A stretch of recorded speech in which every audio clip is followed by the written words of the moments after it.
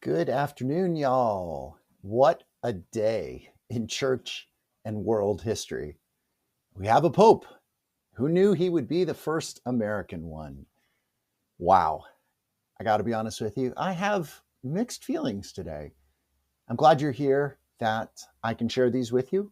Let us begin as we always begin here at Uncommon Communion, recognizing that we are always and everywhere in the holy presence of God and each other. So it's interesting for me because this is the second time that a pope became pope that I was no longer a Catholic. And the first time it was Benedict XVI. And I think I wrote about this recently in one of my posts, just about the feeling that I had that day. And it was really kind of a feeling of anger and kind of spite because of who Ratzinger was. And I remember I wrote about this, that there was a groan and it was sort of like, well, they deserve it. That's not my church. And yeah, it was pretty strong. Today, though, my reaction was quite different. It is quite different.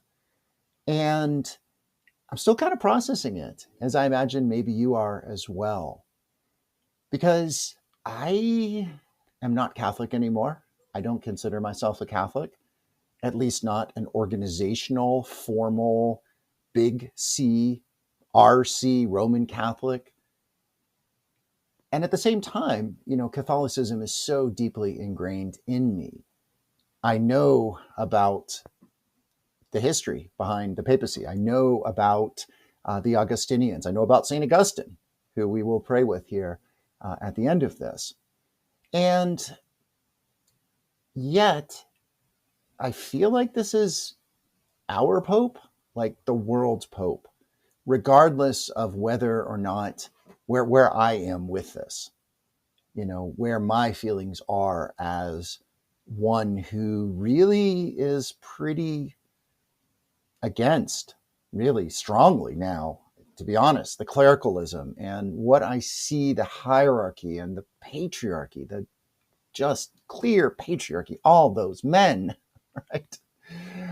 I think profoundly, profoundly unjust. And yet there they are.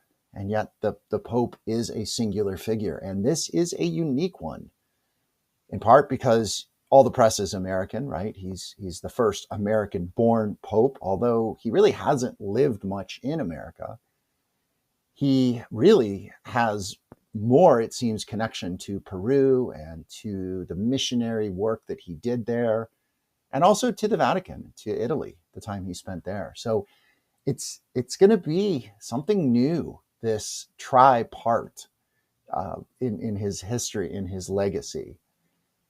I do have to share my story briefly of where I was when I heard the news, because I'm going to remember this. Probably all of us will remember where it was when we heard the news. And today, of course, it was about 12:15 Eastern, a little bit after 12 Eastern. And it was actually my boss, who is not a religious person, to my knowledge, who on Teams said, "We have a new pope."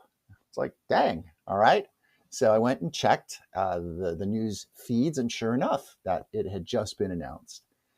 Now, again, this was about 12:15, and I had a doctor's appointment at 1 o'clock. So knowing that it takes about an hour to announce the Pope, I quickly had lunch, put on my earbuds to listen. It was actually PBS, the national. As I was driving to the appointment, I get to the doctor's office. This is a sleep appointment. I struggle with sleep apnea. This is my sleep appointment, so not a heavy duty appointment. Fortunately, I have a pair of the over the ear, the noise, not noise canceling, but the bone conduction earbuds, so I can put those on and very easily hear what is going on. And it was as the nurse was taking my blood pressure that they announced, "We have a Pope." And it was after that, as I was walking back to the waiting room to wait for the doctor, the nurse practitioner, that they announced it. And I must have had a pretty unusual look on my face because the people in the waiting room were like, "What? What's that?" And just kind of shook my head. And I will always remember that. It will be part of my lore um, as these things are significant for me. I think I'll kind of process this a little bit with you in two ways. And again, I haven't had like all of us a lot of time to think or to do research. Again, I am glad that I started with my mixed feelings. I really am a little bit disappointed, quite honestly. I'm glad that it is not an Italian pope. That was my biggest concern. My number one concern, it was going to be the Hungarian, who, Viktor Orban and all of that. We did not need that. So I'm glad. I really wanted it to be Tegel from the Philippines, or maybe an African pope to really change the face of Catholicism in the world. And this is a change, and I'm grateful for it, that it isn't an Italian. And yet at the same time, an American, it's here we are, getting, I mean, that's the headline, first American Pope, although really he's nominally in many ways American. I do think it was interesting. I didn't watch him live because again I was listening to it. I didn't even actually hear live his remarks from the window. I just watched those a moment ago. He didn't use English. I thought that was significant. He did not use it, and I think again that is significant. I also have mixed feelings about just where is he going to be with this. And I really do, I think where my encouragement is the words he used, the bridge building and wanting to connect and be open in the world. That was very encouraging. The fact that he referenced Pope Francis and he talked about a missionary church, and that is very encouraging. Where I do think the American piece already, as you're seeing, the headlines are apparently on his X feed. Not that long ago, he was critical of Vance and T-Rump early on. So, that's already becoming a headline. And I think that is good. That is very good. Because, as the Catholic Church in America becomes more traditionalistic and crosses in some ways to Christian nationalism, as the evangelical and the Christian nationalist church in America rises, I think having this someone who definitely understands America at in the chair of Peter as the Pope, I think that will have a positive impact and a modeling, hopefully, of what a different kind of faith looks like. One that is more authentic to the care of the poor and to workers. And I think for me, that in many ways is the most significant part of this. The name Leo the 14th. You may not be familiar with Leo the 13th. He was a big social justice person. He wrote in the late 19th century Rerum Novarum, which was an encyclical about the rights of the worker and the dignity of work. And that is still a really important Catholic encyclical, more than almost 150 years later. And I think the Cardinal Robert Prevost, I guess, I might still don't have the name rolling off my tongue, as Leo the 14th, claiming that name is making a huge statement. And I think that's encouraging. And also the fact that he's an Augustinian. I think a religious order pope like we had in Francis, the Jesuits, I think just brings a whole nother level and a whole nother history. And it just adds, not subtracts in any way. So as I am saying about a lot of things right now, a lot of the changes in the world, and this is a big change, we'll see. We will see. So a big question is out of the way. Who will the next pope be? We now know. And we will now get to know him and see what his first gestures are, where he goes and what he says. We've heard a little bit, we've seen a little bit, and there's certainly much, much more to come.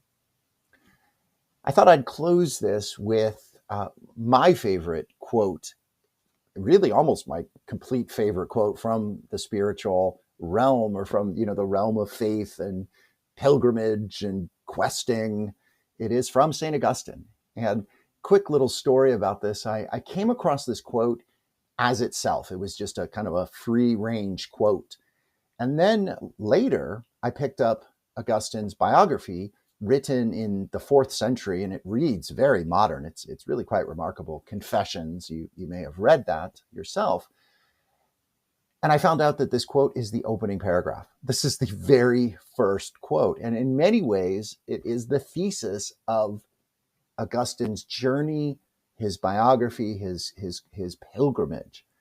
And I think as I begin to write my story, my journey, my pilgrimage, interestingly enough, it does not contain much experience with the Augustinians. I know the Jesuits quite well. I know the Lasallians. I know the Dominicans. I know other religious orders, not the Augustinians. And I want to get to know them better. I plan to. So here is the quote. Let this be our prayer on this day in history, this day that will be remembered, that I will remember in hearing the news in the doctor's office as I move back to the waiting room. And I'm sure you will remember too this day as well. So St. Augustine says in his very beginning of his Confessions, he says, "O God, because you have created us for yourself, our hearts are restless until they rest in you." Because you have created us for yourself, O Lord, our hearts are restless until we rest in you.